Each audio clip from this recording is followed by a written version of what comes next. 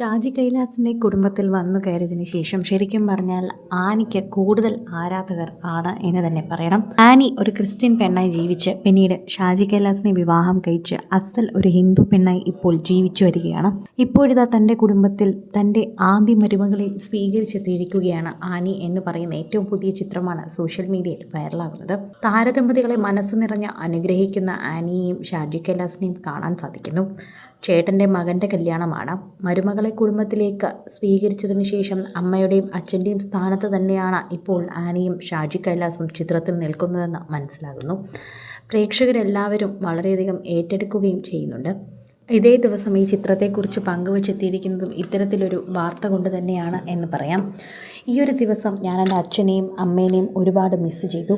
അതുകൊണ്ട് തന്നെ എനിക്ക് ഇത്തരം ആളുകളെ എൻ്റെ ജീവിതത്തിലേക്ക് കൊണ്ടുവരാൻ സാധിച്ചത് വളരെയധികം ഭാഗ്യമായി കാണുന്നു.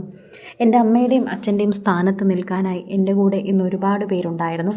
അതിലേറ്റവും പ്രധാനമാണ് ഷാജി കൈലാസും ആനിയും എന്ന് തന്നെയാണ് ഈ ചിത്രത്തിൽ മനസ്സിലാകുന്നൊരു കാര്യം.